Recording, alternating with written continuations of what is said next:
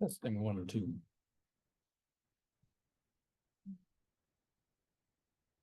Testing 1, 2. There we go. That's better.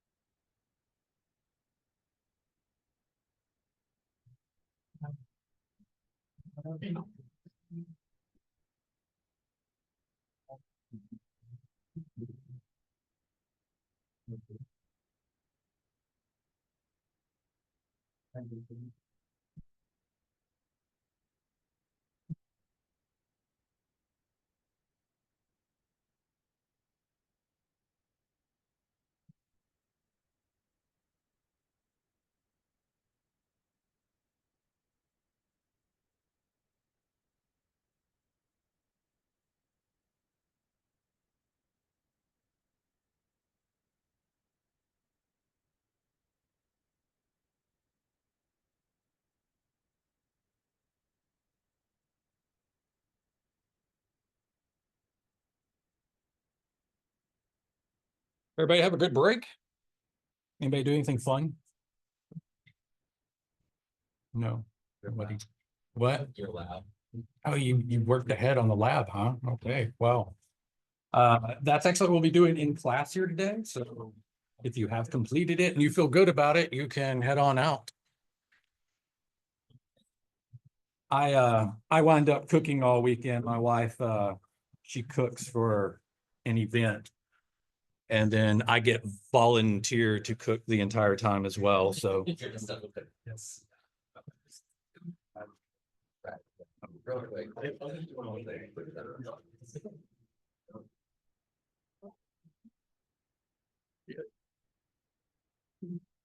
If you haven't signed in, please make sure to do so.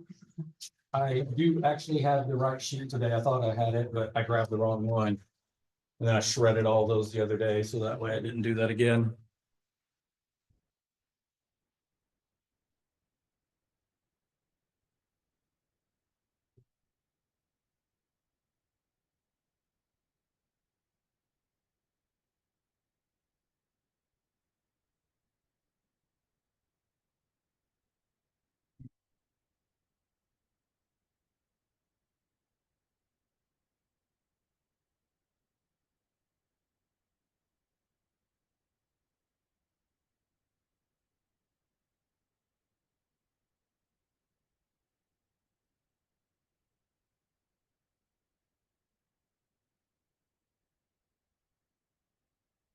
This whole class is just a lab. No, I'm going to be covering tar commands, which was like that's 90% of how your homework is submitted. Oh. And then after that, we'll cover the labs. Okay, because I already did. So, All right, you're good to go. yeah, you do.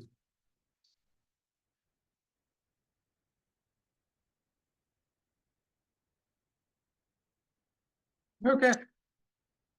What are the strongest days of the week? What are the strongest days of the week? Not the weekdays. That is true. Why? That's our weekdays. Yes, Saturday and Sunday is the strongest because the rest are weekdays. What did the woman who was afraid of elevators do? The stairs. Almost. Very, very close. She took steps to avoid them. What happens if you don't pay the exorcist his fee? You get repossessed. Sign in sheet right here. Make sure you sign in. At least you do it now before you leave. Doesn't matter. All right, that was our 3. Okay, so today we are going to pick up where we left off. This is actually in your slides, just as a reminder that if you are on the WFL and you didn't complete this step right here, you can run that which command, and then if it does not return a path, then here's kind of the steps to actually install that. So you got to run the update, and then you can run the install right after that. So make sure, because a lot of our homework, I don't think this homework assignment, no, it's not. Some of our future homework assignments will require that bzip too, so you want to make sure that you have that. And then, of course, once we get through archiving and compression, for one time and one time only this semester, I'm going to walk through the actual lab. You are free to leave if you don't want to do that, but stick around and kind of guaranteed 100 if you walk through it with me. All right, so we have two different kinds of compression. One is bzip2, one is gzip. Gzip came first. It is the older compression. And then later bzip2 came out. And on the internet, most of the time, you're still going to just find gzip on that. Not many people use bzip2. It is a better compression, but that's kind of give and take. It really depends on what you're compressing. And most of the time, it needs to be something that's really large. Oftentimes, if you compress a small file, the file is actually going to be a little bit larger just because it's so small. If you do a little text file, and a lot of the times, just so I can grade it and make sure you understand it, we're just going to be simply compressing little single text file. And so that file is going to be larger. So there's really not a need in that scenario to do it, but just for the purpose of this class, we will be doing it. All right, so kind of breaking it down, we got the bzip2. So in order to compress that file, you would run the bzip2 command and then give the argument of whatever file that you're running. Then if you receive a bzip2 command, you want to uncompress it so you can use it, then you will run bunzip2 or bunzip. And then if you just want to view the contents and not actually extract it right here, you can use bzcat. And then, of course, give the argument. And notice on both of these. So both of these are with an existing bzip2 file. They have the .bzip2, extension right there. And so this allows us just to view it without uncompressing it. And of course, this allows us to compress or decompress it and then be able to work with that file. Thing to note, when it comes to both of these right here, once you run this command right here, this file goes away. And then you are left with this file. It will automatically add the extension as well. All you have to do is give it that argument of the test file. That is very rarely the case in Linux. This is just one of the commands that happens to do that. When it comes to archiving, it will be completely the opposite. And actually both ways. It preserves the existing and then does not do anything with extensions. We have to manually do that. Unfortunately, that's just something you got to remember. Now, if you want to preserve that, you can, run the man command and look for the option that preserves that. It's not really anything you'll need to know for this class, but if you do want to preserve it, then yes, you can alter it with some options right there. Of course, now we got gzip, so right the opposite, or not the opposite, but we just replace it with gzip. So gzip to create, that right there is supposed to be unzip. I'll correct that after class. And then we just got zcat right there for actually viewing the file. Okay, so that covers compression. Now we're going to cover archiving here. And basically, we'll talk about this and then we'll kind of work through the steps here on the side. This right here, so archiving is when you have several files and you want to make a single file of it. Of course, this is good if you're going to be sending the files to someone, like if you need to email it. Definitely the file's executable, you can't email it. So archiving helps with that. So you can take, if you had like multiple text files, you could specify multiple text files as the argument, and it's going to turn it into one thing. I do not like doing that. I like to use only a single argument. I try to put everything in a folder. The reason being is because I have stupidly in the past forget to actually view the contents of an archive, and then I'll just extract it. And sometimes, well, I've hit one that had probably over 50 files, and I'm in a directory that has a whole bunch of other software in there. And then I stupidly just extracted it thinking that it's going to be a folder. And then lo and behold, 50 files get all mixed up in the directory right there. I hate when people do that. I like it just to be a single folder. So that way, when I extract it, then you could have 100 files in a single folder and it's all nice and neat. So that's how I want y'all to be doing this. In my class, you should never have to specify like more than one argument. As an archive, it should just be a single directory that we'll use. And kind of a rule of thumb, if you only use compression, like it doesn't like take several files into one. So if you have a single text file, it is best to compress that. If you have multiple files, then that is when you're going to want to archive. Of course, going back to it should be multiple files inside an actual directory to do that. So now we got some terms. What you got? Archive and compress the stuff that you put in. Not by default, but we will talk about, you can add compression in one sweep to it. And that's how I don't suggest you to archive and then compress the archive, because it's built right in. That's adding steps to it. We'll just integrate the compression right into the archive. Great question. All right. So on these terms, tar file, archive, tarball, those are all the same thing. And I will use them throughout the semester. So if I say, submit a tar file or submit an archive or a tarball, I am talking about the exact same thing. So don't get confused on those terms right there. Now, if I want you to compress it, then I would say submit a compressed tar file, a compressed archive, or I may say submit a tarball with gzip compression. Then I have specified the actual compression that's going to be used. If I just said submit a compressed archive, then what are y'all free to do? What do you think? What type of compression? Both, yeah, exactly. You get to choose the actual compression on it if I do not specify, but make sure, because I try to trick y'all to make sure you're on the terms, or on your toes, to make sure you understand those terms. I will mix them all and give you several combinations throughout the semester. Now, this is not official. This is my brain right here, the way I like to actually think about this. So you kind of have, I have the position right here. And so that is how you're going to start. So just think about, you have the tar command. So it always starts that way. Now, there are some Linux commands that will work just by themselves, kind of like CP, or not CP, but I'm drawing a blank right now. Oh, yeah, CP would work by itself. And some of them require options. The tar command requires options for it to work. So we would give a dash right here. So the starting position is talking about what happens right at this point right here. So you have three options. You can create a file.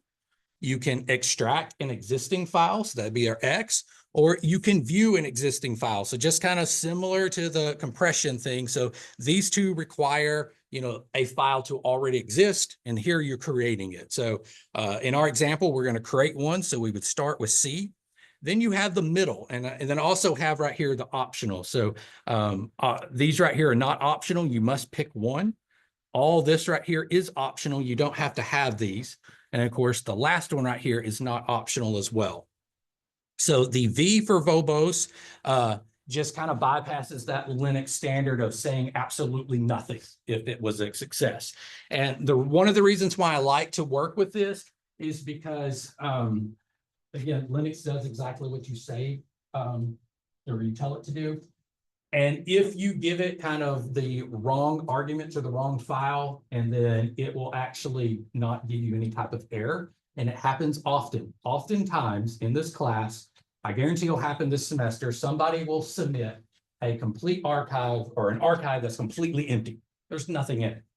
And I cannot grade something that has nothing in it. Now, at the very, very beginning of the semester, I'm very, very lenient and forgiving for this. But near the end of the semester, if you have submitted something to me and it's completely blank, I can't grade it.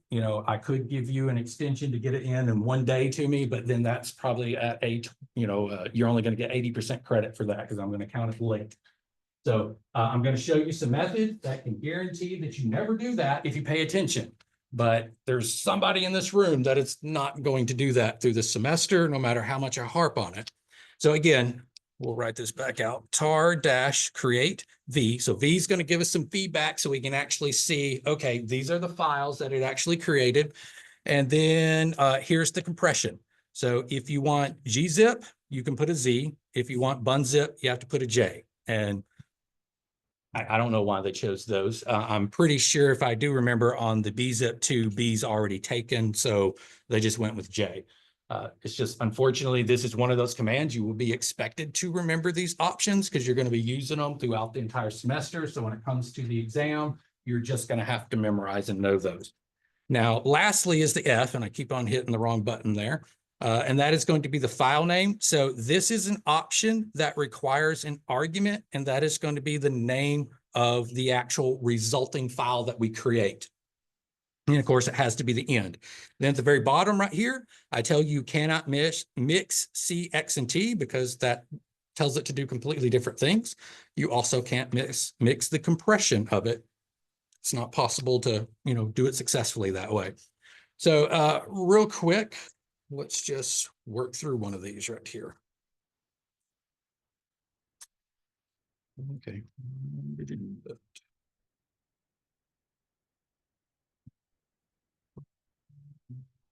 There it is.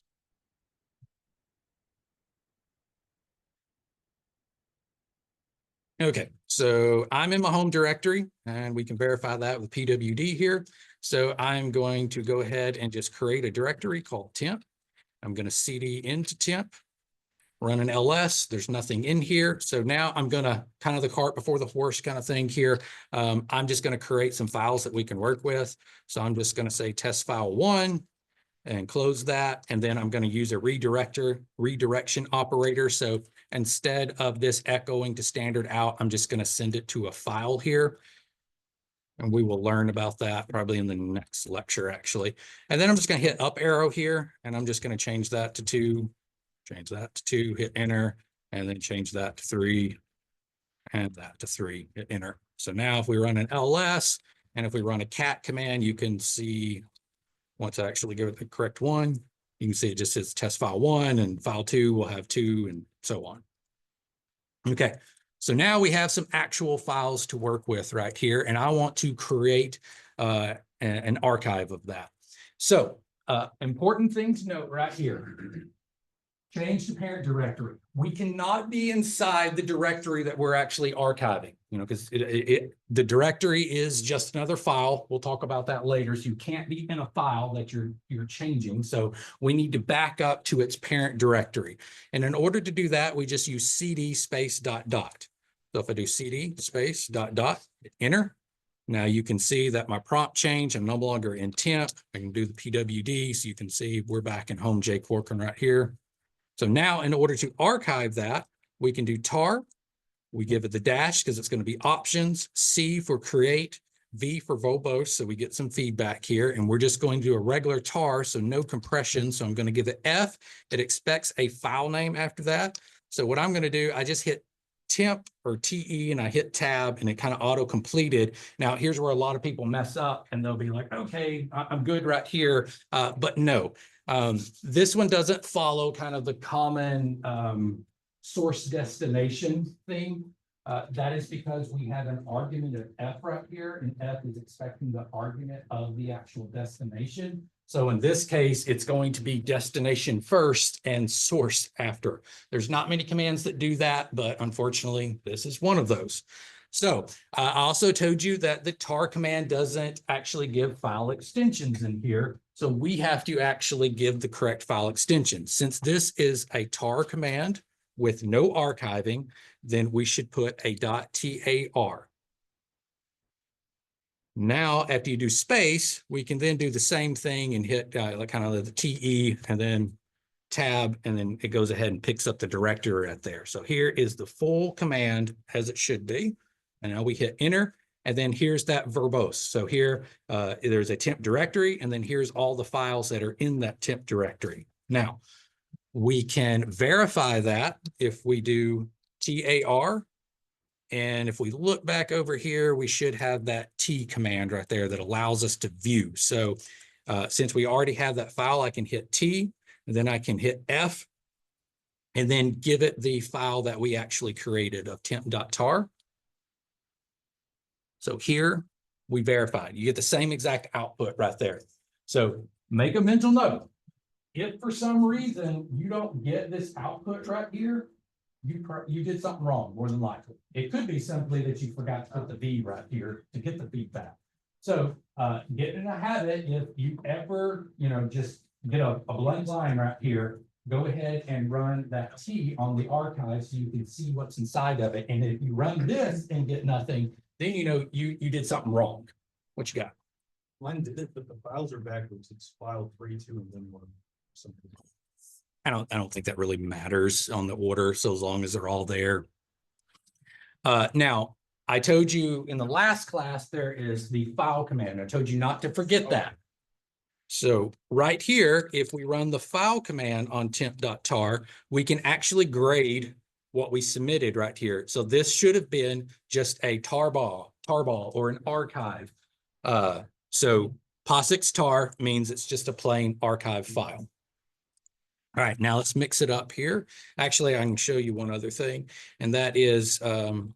If you want to do this, you can do RM-R and then specify the directory, the temp directory, and then hit enter and LS. And now you can see that directory is gone. So now if I did tar, we're going to restore it. So if I do tar and then do extract and then do F, or we could do VF so we can actually get some feedback there, and then specify the temp.tar and hit enter. Now you can see there was the content, read it, we got that feedback, I hit LS, and now you can see the temp file is there.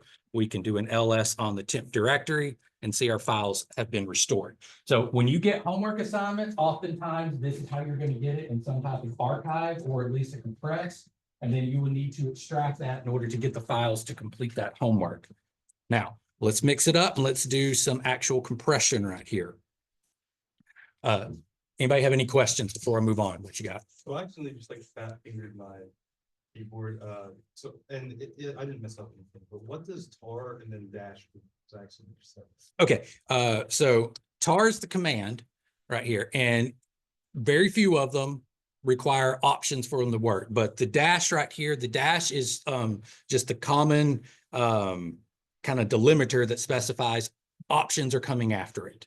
So in the previous command, like if I wanted to view, the T is view, V is verbose, F is a file name right there. If I was wanting to create, it would be C, and then of course verbose, the file name, and then extract would just be X, and V and F the same. Does that help? Dash printed out all these like letters right here. I don't know why. Let's see what you got. I'm just curious as to what it did. I'm not following you. My brain printed out all those letters. Oh, I've never actually done that before, but those are just options. Okay. That's it. You just did a dash with no options, just tar space dash and hit enter. Oh, so that just shows you what you can. Okay. Yes, That's pretty. yes. Of course, a better way would be like doing dash help to it, Yes. and then you get, of course, a whole lot of feedback. I'm actually surprised at how much they really went far out on that, but anyway. How important is the order for the options? I believe you can get away with mixing all of them up except for the F, because F requires an argument preceding it. So, you know, if you put an F, then it just expects whatever comes next is the argument, the file name on that. And so, well, we'll just talk about it here in a second. So I'm going to create now like the same thing, but we're just going to compress it. So it would be tar, and I'm going to say create V, and I could do V first, or I could say Z, that's the compression. I could put it first. And then we got V for verbose, so we get some feedback. And then we have that file name. And then again, I'm just let it autocomplete because I'm a little bit lazy. I'm going to backspace that / because that means it's a directory.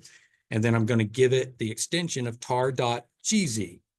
Understand the order of importance right here. And we'll talk more about this, but extensions in Linux really don't mean anything. This is more for the user to know that this thing is an archive and it was used gzip compression. And it is in that order. The fact that you kind of think of it as a wrapper, you have your original files, and then they're wrapped in this archive that kind of makes them a single file. And then it puts another wrapper of that gzip compression on it. And that's important to understand. We'll see in a second when I run the file command on it. Of course, now we need to actually specify what, and that's going to be that temp directory. It can be that. It can have a / on it as well. Doesn't matter. So now, because I gave it the Z here, it should have this extension. Understand that if I just went over here and did that, it's still going to be a gzip file. you will be graded on that. And we'll give another example as how that can be messed up here. So if I do this, run ls, now you can see we have two files. And again, if I run file command on the original one, temp.tar, it's going to read that outer layer, which is a POSIX tar. And then if I did temp.tar.gz, now you can see it can't determine if it's actual an archive or not, because it just reads that outside kind of layer right there. So you can at least understand if you did the compression correctly, but you can't grade it 100%. But please, please remember this file command. It will save you a lot of points over the semester, because this is one of those areas that people often just mess up on all the time. Now I want to show you how we could mess that up here. And I'm just going to give it some different names here. It doesn't really matter. I can name it anything I want. So in this one, oops, mean it, tar command. So here we'll just do this. We'll go back here. There we go, Z, and name it. I'm going to name it temp1 here. All right, so I'm going to hit enter. Now we do an ls. So now you can see that I have this temp1.tar. So understand, if I run the file command on this, it comes back as a gzip compression. So the actual file extension that I gave it, even though I just said it's tar right there, that means nothing. The file extension does not matter. It's just to let the user know. And there is a side effect with a few commands on the, especially the tar command. You have those autocomplete features. So in order for those autocomplete features to work, it needs to know the file extension. So in other words, the fact that it has a .tar, when I run the tar command, it's going to look for that and then autocomplete for me. Otherwise, the autocomplete won't work. So it has some side benefits, but let's see, good one. Here's a good example right here. So I'm going to run echo and just say test, and then I'm going to redirect it into, we're going to call this tar.gz. And I'm going to hit enter. And then if I run ls and I run the file command on tar.gz, it's an ASCII text file. So even though I named it tar.gz, and I could, even probably better, I should have gave it a file name. So if I do file.tar.gz, that would be more correct. And then I run the file command on that one. Again, ASCII text file. Linux reads the contents of a file to determine what the file is. It does not care one bit about the actual extensions. That's more for our benefit. Saw him. Anybody? All right, we'll give one more example of the bzip2. Just start from all the way over here. I'm going to clear the screen. We'll do tar, and then we're going to create, and then we will do this time we'll do V first, and then we'll do J, and then F, and we'll again use the temp, and then I'm going to call this one temp2, and then we will do .tar.bz2. So that is going to be the extension for that, as we kind of saw on that previous page. And then again, give it that argument of what we're archiving there. Run that file command on that, and you can see now we got a bzip2 compressed file. Understand that I could go in here and do this right here, 3, and then change this to gz, hit enter, run the file command on that. And understand it's a bzip2, even though the extension says that it is a .gz.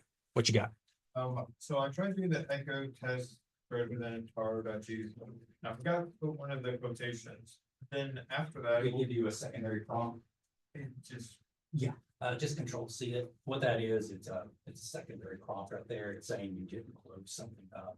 It's just waiting for it to close, but because you specified the tar.gz, there's no way to close. okay, so just control C. Yeah, and then history. Yeah, and enter. You should be good. All right. So here at the very end, this is a slide that I would encourage y'all to maybe print off and put it somewhere you do your homework. What you got? Yeah. Oh, sorry. So for decompressing the archive, do we have to present like the J Good question. I meant to talk about that. No, you actually don't. It's actually kind of nice that you don't have to specify that. You can simply just. When it comes to uncompressing, no matter what it is, you can just run the XF or XVF VF if you want to actually get the feedback there. But you do not have to actually specify that compression on there. You can, but you can also be lazy and shortcut it. Okay, so again, print this off right here. This is an explanation. So if I say archive, that's just a tar, no compression, tar. No, it's a tar file, no compression, tar vol, same. If I say it's a compressed tar, tar vol, or archive, then is a tar with some type of compression. Here's the two types of compression. Notice that if it just says compression alone, there's no archiving whatsoever. It is just compression by itself. Of course, these should only be done with like text files, just, a single file. I guess, well, just needs to be a single file. You don't do directories with these at all. And then kind of just the best practice, a tar should be used on directories. While kind of again, what I said, compression can be used on files and directories. And then we've got the two types of compression. GZIP and BZIP. So just a nice little kind of cheat sheet for you to print off there. All right. Any questions before we move on to the lab? It's all clear as mud, right? Okay, so if you want to follow along, which I highly encourage, you can go to Blackboard Online Classroom Module 1, and you should see this Lab 1 right here. You can click on the lab1.html. That's going to get you the actual instructions right there. And then we need to actually work with this file right here. So I'll give everybody a second just to catch up. Okay, so once you are here, go ahead and click that lab1 skeleton tar.gz. And you should be prompted for a place to download that.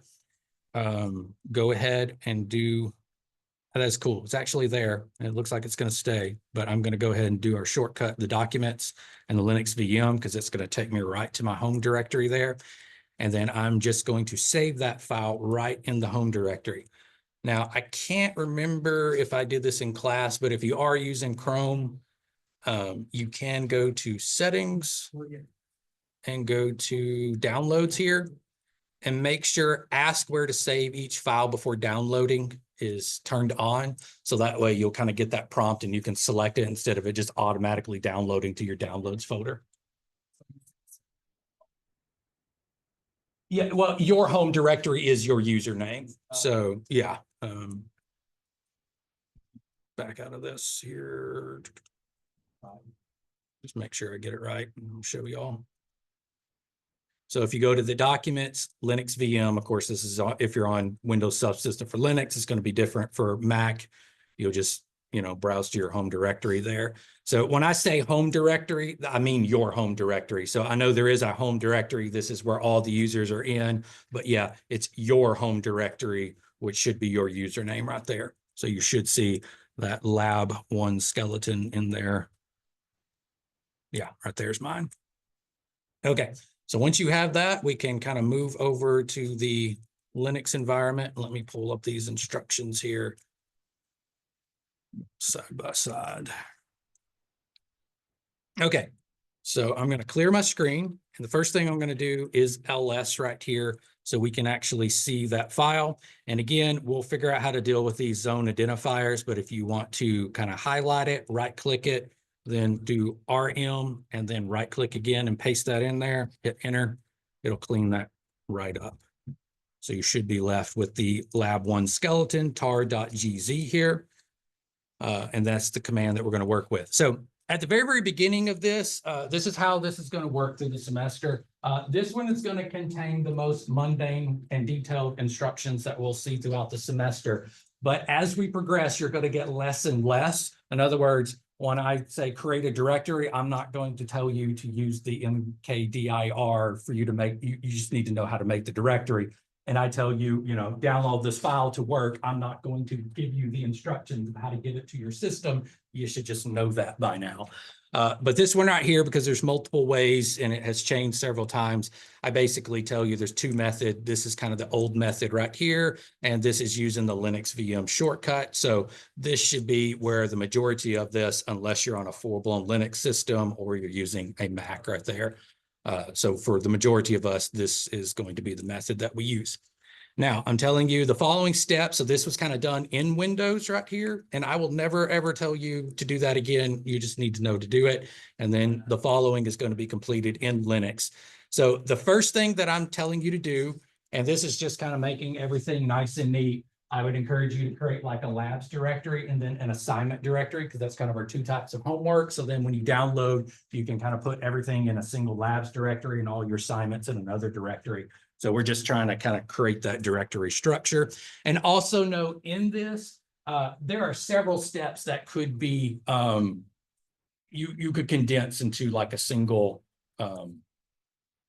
command or so. I'm kind of forcing us to do some extra steps in here just so we get to play with some of the commands that we learned. That's it. I wouldn't go through this much detail normally. Okay, so again, first thing is we're going to do mkdir and then give it an argument of labs. So this is make directory. So we're going to make that labs directory.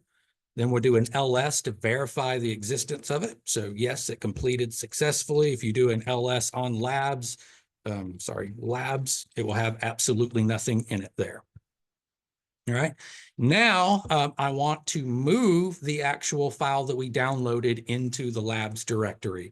So the way we do that, mv command, and we go ahead and give it that lab1 skeleton. And again, all I did was type lab1 and then hit tab. So it just auto completes because that's unique within that directory. So now we have our source. Let's specify a destination, and that is going to be the labs directory. So hit enter. Now, if we do an ls, that file should be gone. So as you can see, no more lab1 skeleton in there. So now we are going to cd into the labs directory here. So we'll cd into the labs. We'll run an ls to verify that that move worked. There's our file. Now we need to actually extract that file so we can work with it. So we're going to do tar dash, and we'll use extract. We'll do v so we get the feedback. F, so specify the file name, and then we'll give it the actual file right here of the lab1 skeleton.tar.gz. Go ahead and hit enter on that. You should get the feedback right here. So we should have a directory called lab1 skeleton, and inside that should be this readme.txt file. Okay, now here I just ran the pwd command showing you that we can kind of see where we're at here. Now I'm going to specify that we create a lab1. Since this is lab1 that we're working with, I'm going to create a lab1 directory within my labs directory. So again, we'll do mkdir and we'll just do lab1 here. Go ahead and hit enter, ls to verify. So now we have lab1.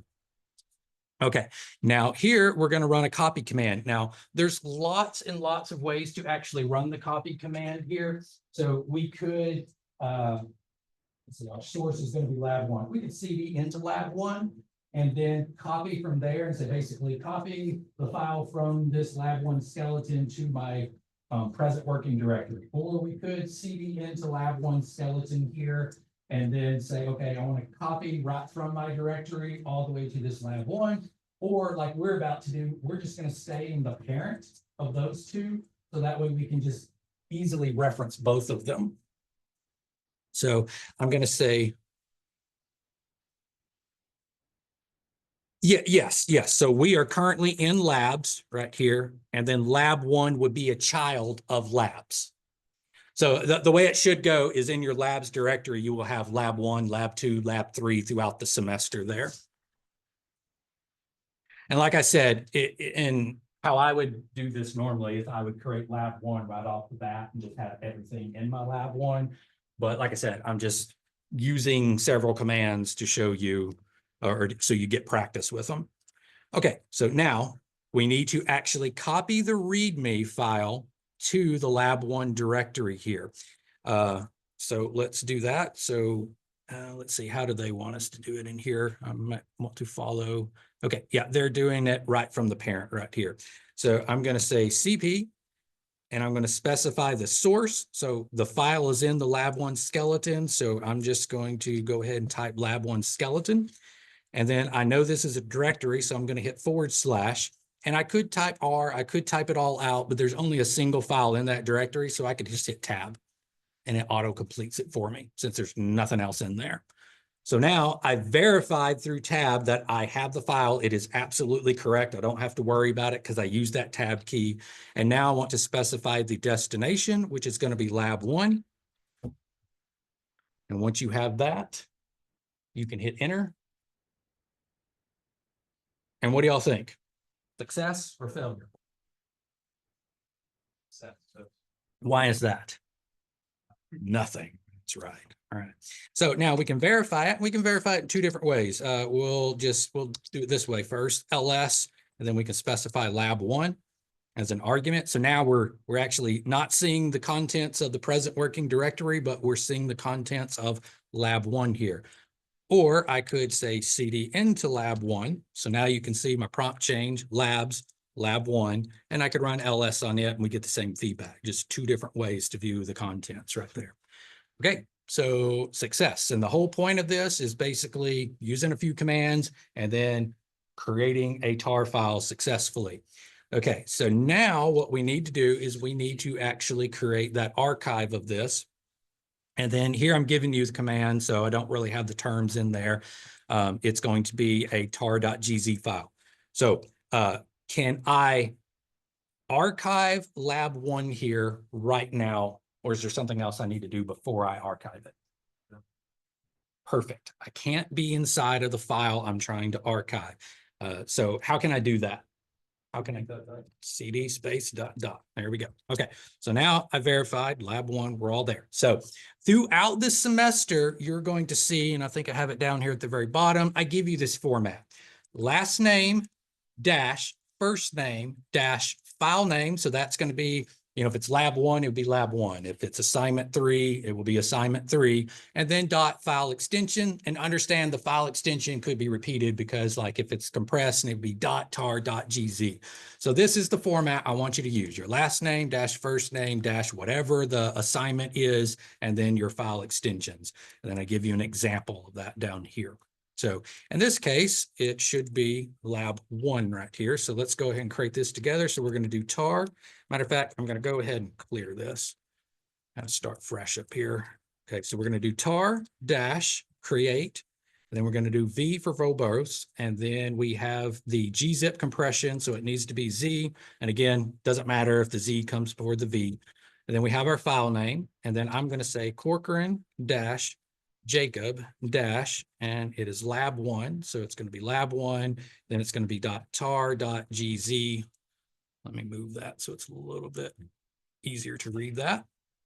And then we need, so that is our destination. This is going to be the resulting file name that is created right here. So now we actually need to give it, well, what are we wanting to archive? That is going to be that lab1 directory right there. So you can specify it with or without the /. It doesn't really matter there. Then you hit enter. Of course, I get the feedback, so I know this is good. I can check my compression with file, so I can verify that is gzip compressed right there. All right, so y'all have completed the lab. All we need to do now is submit it. So in order to do that, go back over here, click on lab1. And then in here, we will do upload files. Then you can browse. And then again, you can choose the kind of the long route right here, or go to documents and then Linux VM. And we can browse to the labs directory, and then make sure you select the right one right there. So it would be the one that starts with your last name, and then go ahead and click open. So now you've got that uploaded, then you can hit submit right there. All right, any questions? What you got? So is it supposed to contain the lab1 directory and the readme.txt? Yeah, yes.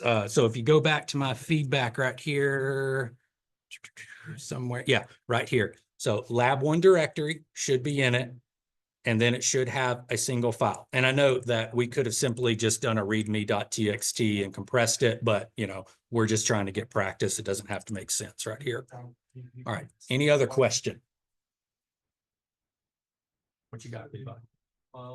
In the compressed, obviously, we're assuming the archive, but only file that is gonna be reading. Yes, that's it. And it's just the text file, single line. And that's all. What you got? So you gave us the command zip files, this one was zip, so you can't use like the cat for this one. You know what? I don't know. I don't know what that would do. Let's because it's an archive. I've only done like a single one. Let's see, what is it? GZCat? I don't know, Zcat. Yeah, let's see if we give it Corcoran, what happens? Yeah, machine code a little bit, but hey, it actually does start to pick up on, this is a text file that should be moved to your lab directory. So it actually does read a little bit of it. It's just kind of messy. It's not all nice and neat right there. But again, file command will read that outside compression. So yeah, you actually can use that. And then if you want to verify, what is it? Is it yeah, TDF, and then Corcoran. So that'll verify those files right there that are actually in it. So, all right, good question. I've actually never tried that before, to use the compression to read the contents of a hard file. All right, any other questions? What you got? I might just need help in general. Okay, I'll stick around. We got we got plenty of time. All right, anybody else? All right, if you did not sign the sheet, please make sure to do so. And if that's it, I will see you Thursday for a new lecture. I guess I have. Real quick, real fast. So I did decide on due dates on this class.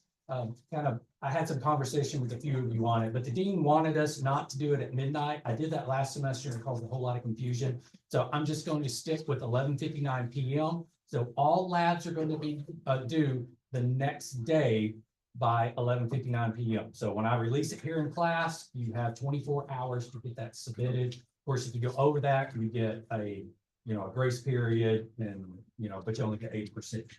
So yeah, that's it. All right, what you got? Is this for ethics? Is this career guidance? I thought you mentioned last week that we're gonna have this. Oh, for ethics, we have a guest speaker coming. Is that what you're talking Yeah, about? is it regarding ethics or regarding like this career side? Well, I mean, no, it would not be over ethics. It would be kind of the career side, because like 1/3 is the career side in this class and 2/3 is ethics. So it is test material, if you want to put it that way. Yeah, it's not just a guest speaker just for the sake of having a guest speaker. It is actual material we cover. Okay.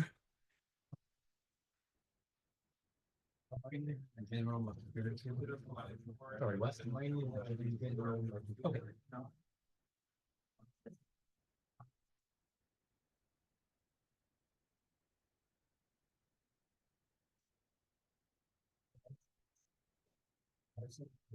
Oh, yeah. Directories and text files on it. So this is where we started. This was the practice right here. I know that's. Then those are good. Then I'm trying to. This is my last semester, so.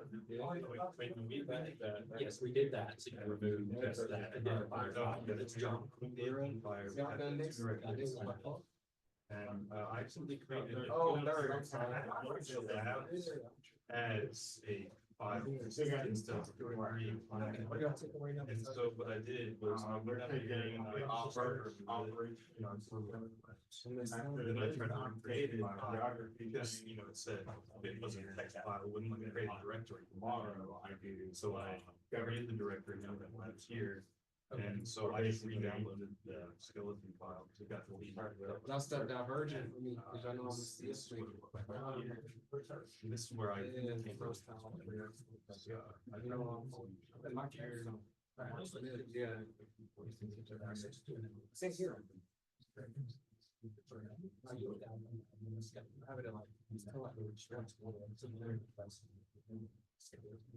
don't know, I make sure all my policies are either Start. Yes, we're good there. Now, what I need to do next was you might copy the waivers to the lab one director. I just make sure your lab one director. But only if I were to stay longer.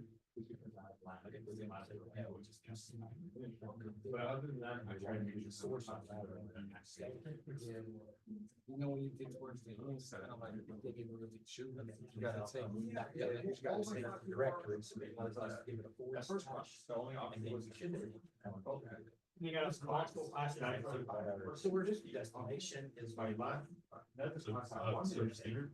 No. So you've got your source, this is the source, the way you telling me it has to it, so now we need to know where we're going. It can't. Enter. Now we can verify that. And this can tell us. Then another one says, hey, you need. Course. Oh, sorry. And the Okay, course- yeah, that's what I was thinking. That's what I was.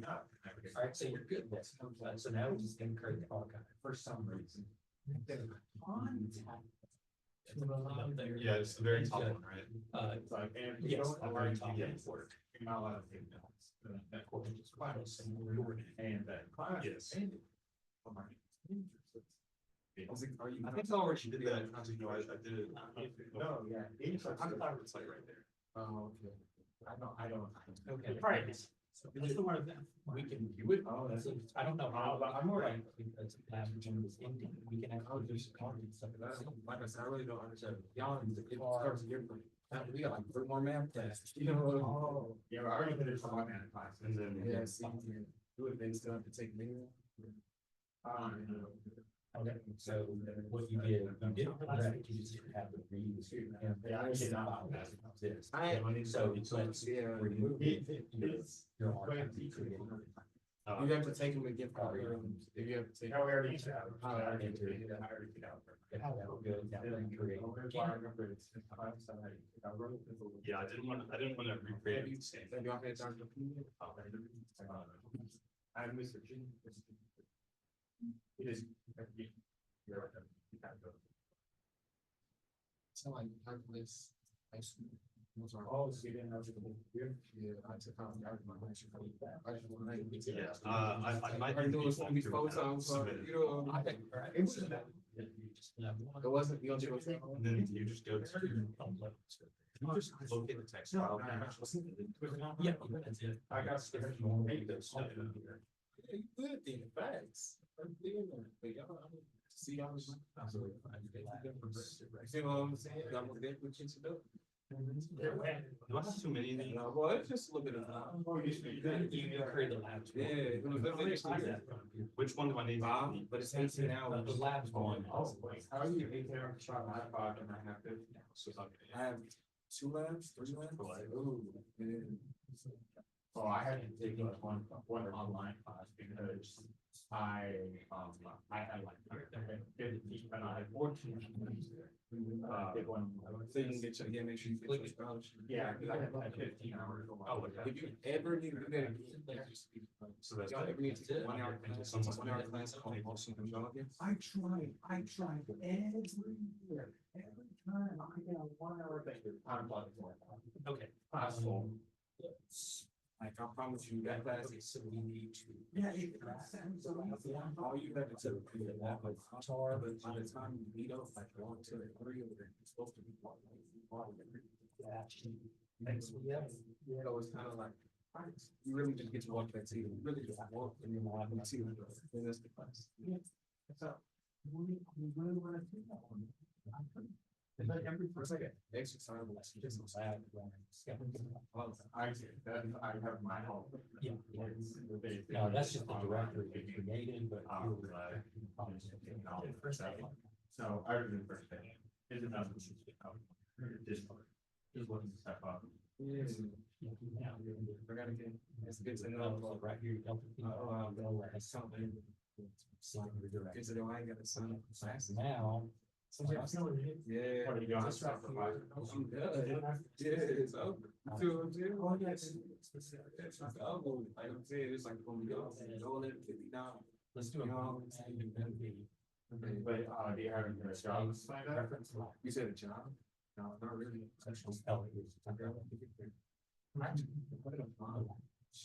always listen to, work. What we're doing is changing the name to that. This is now just doing it. Yeah, so I just try to get more, I'm not Just just change stressed that. out. We got more time. Cause I have a spot. No, because we should download all the class directly. We're just gonna. To their. It's already done. That was almost 11 seconds. So now it's. You guys get over there. And if we continue talking, I'm I can specify. Class is right in front of them, so I'm just chilling. Now, let's get it.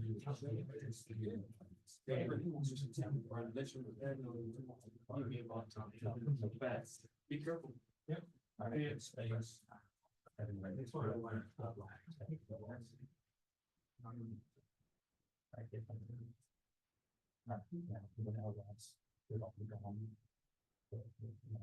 So all we did, I used the wild card, so that way I call things and it started. That's, we'll talk about that later in the semester. So now seating in the labs.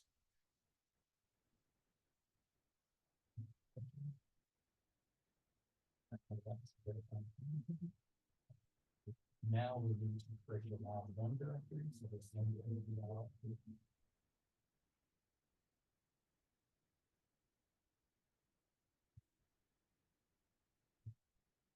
Now.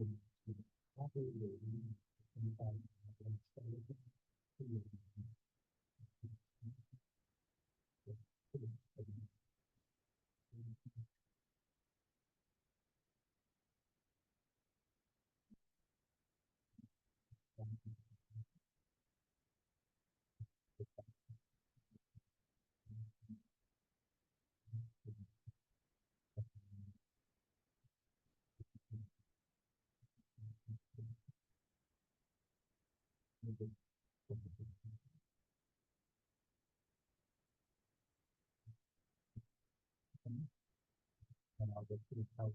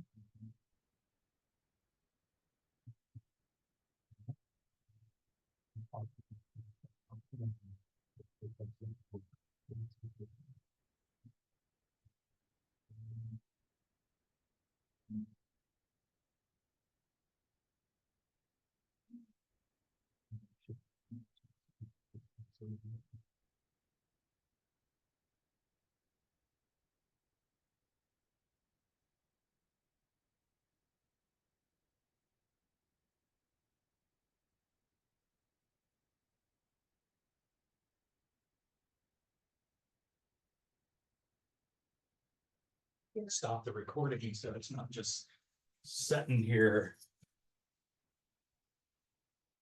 Stick around for the white. Yeah.